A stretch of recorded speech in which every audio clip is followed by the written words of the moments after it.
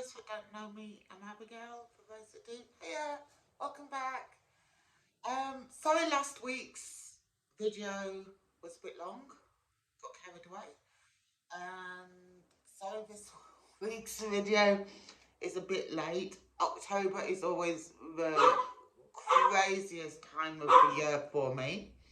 As you can hear in the background, Alan's with me. So I wanted to address something a bit maybe left field. So I had a recent conversation about the quantifying, being able to quantify what we do.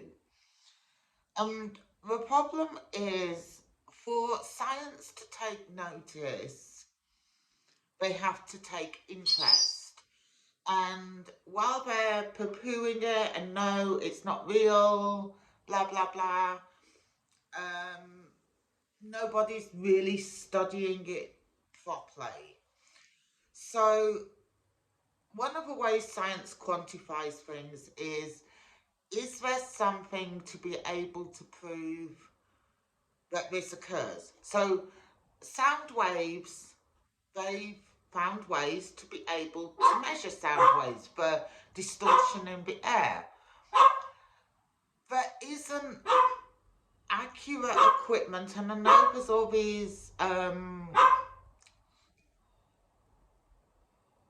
paranormal sites, but their equipment just isn't good enough to convince anyone that it's what we can see.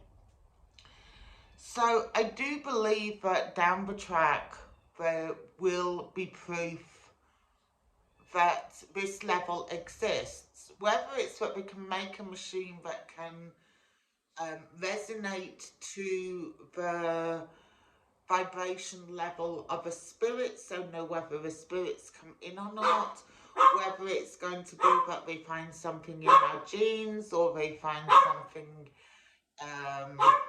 in our brain. I don't believe I will live long enough to see this happening, but there will be a way to quantify what we do, but there will only be a way to quantify what I do if people start taking an interest, taking people like us seriously and looking into it. At the moment, you can't. Faith isn't an answer. Faith isn't a scientific answer. And I do believe, in my house yesterday, I was running a group. It was beautiful sunshine outside. My house was like being in a freezer. Then as we started working and more spirits came in, despite it being a full room of people, the temperature dropped again.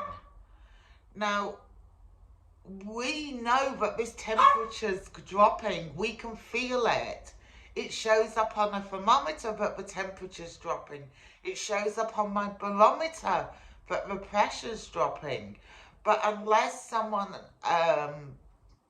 actually starts to study this properly, it's always going to be seen as an alternative. I do worry that if it's found in our DNA or it is found in our brain, we live in a culture of exclusion. So when I was growing up, ADD was a thing, then ADHD was a thing. Nowadays, it's Asperger's and autism, and it's almost like we need to segregate people, and I do worry that if it's found to be a physicality for why we can see spirits or see into the future, that does worry me that people are going to be back to being treated like freaks when we're not. So one of the other things I wanted to address is there's, since the 70s it's been put out that we all are psychic, and that's only kind of true. We all have the potential to become more than we are. We all have a potential to see more than we are. Some are driven to, some aren't. So it's not that we're all born psychic, we're all born human. And we can choose to excel in maths, or excel in science, or excel in English literature, or excel in talking to dead people, or excel in reading tarot cards. They're all different aspects, and they're not exclusive with each other. A scientist can read tarot cards, a mathematician can speak to spirits. They're all blended because they're all part of the human experience. Okay, so I wanted to keep it short this week and a little bit off the norm, but I just thought you might find it interesting. What I do want to do is follow up on what someone said about the picture behind me. So if we just take a look, this picture is by an Aboriginal artist. She's called Robin Hardy. She's recently moved up to Gingin. Amazing artist. I have lots of her pieces.